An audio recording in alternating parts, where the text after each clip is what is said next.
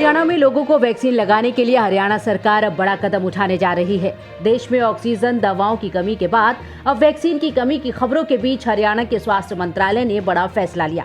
जानकारी के मुताबिक हरियाणा के स्वास्थ्य मंत्री अनिल विज ने बताया कि हरियाणा 18 साल से ऊपर के सभी नागरिकों को फ्री वैक्सीन लगवाने के लिए ग्लोबल टेंडर लगाने जा रहा है।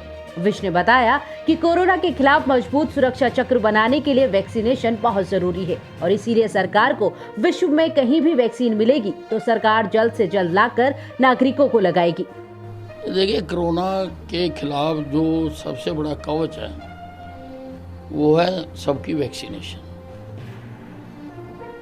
और सबकी वैक्सीनेशन जल्दी हो जाए, हमें वैक्सीन मिल जाए, इसके लिए हम ग्लोबल टेंडर करने जा रहे हैं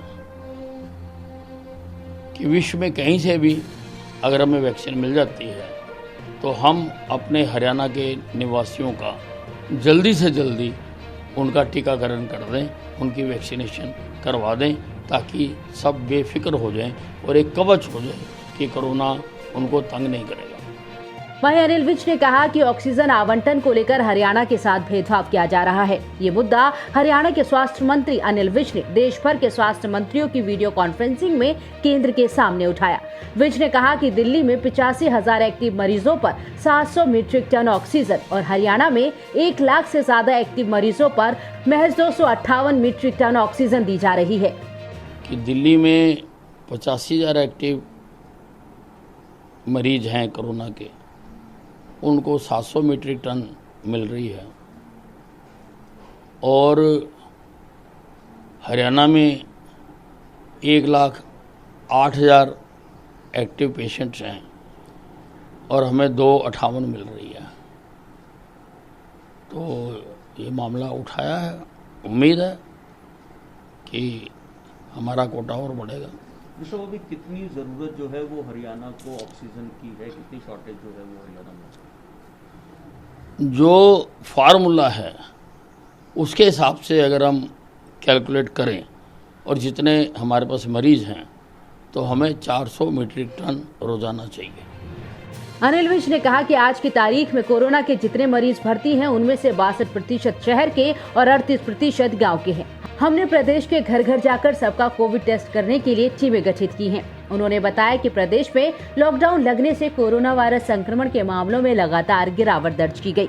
नहीं, देखिए, ये एक दुष्प्रचार है। आज की तारीख में जितने हरियाणा में कोरोना पेशेंट एडमिट हैं उसमें 62% शहर के हैं और 38% गांव के हैं, जो कि एक स्वाभाविक सी बात है। लेकिन फिर भी गांव के लिए हमने बहुत विस्तार से योजना बनाई है। गांव-गांव में जितने हॉटस्पॉट हैं वो हमने आइडेंटिफाई कर लिए हैं।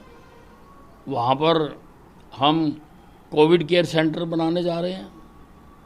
हमने टीम्स बना दी हैं जो घर घर जाएंगी और किसी में भी अगर कोरोना के लक्षण पाए जाएंगे तो उनका टेस्ट करेंगी तो फिर जहां उनके उपचार की आवश्यकता होगी, अगर खाली आइसोलेशन करना है तो आइसोलेशन सेंटर में रखा जाएगा, अगर अस्पताल में भेजना है तो अस्पताल में भेजा जाएगा। हम शहर हो या गाँव, सबके लिए समान रूप से काम कर रहे हैं। वहीं इस दौरान अनिल विज ने राहुल गांधी के पीएम मोदी पर के ट्वीट पर भी पलटवार किया। आप जिसको नजर ना आता हो उसका क्या इलाज है? प्रधानमंत्री जी ने कल भी रिव्यू मीटिंग की है, और अब तक जब से कोरोना शुरू हुआ है पता नहीं कितनी बार वो सारे मुख्यमंत्रियों के साथ वीडियो कॉन्फ्रेंसिंग कर चुके हैं। कई बार उनका राष्ट्र के नाम संदेश आ चुका है, और लगभग हर चीज पर उनकी निगाह है। उन्होंने फार्मास्यूटिकल कंपनीज से भी मीटिंग की है। तो अब राहुल गांधी को नजर नहीं आता तो उसका क्या इलाज है? बता दें कि प्रदेश के ग्रामीण क्षेत्रों में कोरोना संक्रमित मरीजों की संख्या में बढ़ोतरी को देखते हुए अगले 2 दिन के अंदर हर जिले में 50 या इससे अधिक हॉटस्पॉट वाले गांवों को क्वारंटीन सेंटर स्थापित करने होंगे। अलीगढ़ मुस्लिम विश्वविद्यालय में बीते 3 हफ्तों में एक के बाद एक कुल 17 प्रोफेसर्स की मौत के मामले को प्रदेश सरकार ने बेहद गंभीरता से लिया। 2 दिन पहले एएमयू के वीसी तारिक मंसूर से बातचीत करने के बाद सीएम योगी विश्वविद्यालय परिसर पहुंचे। इस दौरान मुख्यमंत्री योगी आदित्यनाथ ने अलीगढ़ में इंटीग्रेटेड कोविड कमांड सेंटर का निरीक्षण किया। इसके बाद कोरोना संक्रमण के संदर्भ में उच्च अधिकारियों और डॉक्टरों के साथ बैठक की।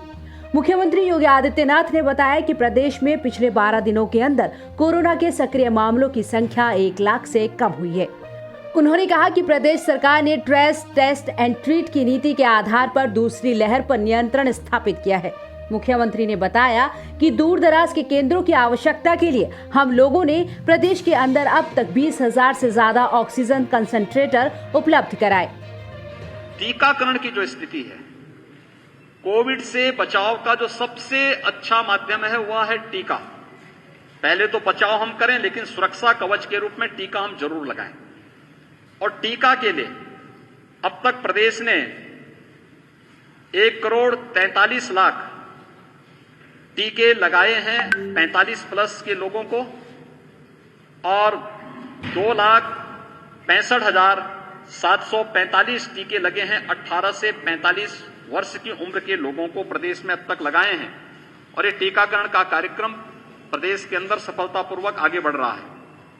हम लोगों ने जो हमारे बड़े मेडिकल कॉलेजेज हैं, बड़े हॉस्पिटल हैं, वहां पे एलएमओ प्लांट या एयर सेपरेटर प्लांट ऑक्सीजन आपूर्ति के लिए लगाए हैं। लेकिन जो दूर दराज के जो हमारे सीएचसी हैं, उनमें भी ऑक्सीजन की आवश्यकता लोगों को पड़े, इसके लिए 20,000 से अधिक हम लोगों ने अब तक ऑक्सीजन कंसंट्रेटर पूरे प्रदेश के अंदर उपलब्ध करवाए हैं।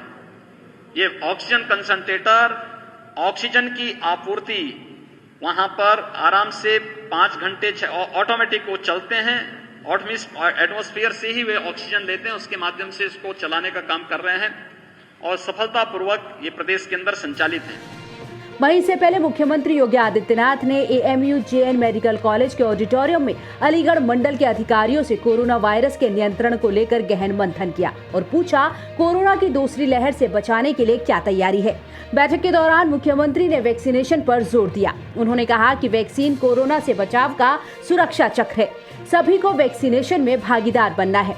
सीएम ने कहा कि डीएम और एएमयू प्रशासन इस बिंदु पर भी काम करे कि कितने टेस्ट कराए गए, कितने पॉजिटिव केस निकले, उनके बेहतर इलाज पर काम होना चाहिए।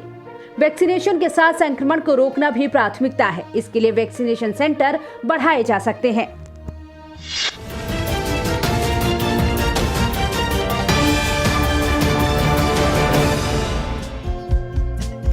हमारे चैनल को लाइक, शेयर और सब्सक्राइब जरूर करें और नई अपडेट्स के लिए बेल आइकन दबाना ना भूलें।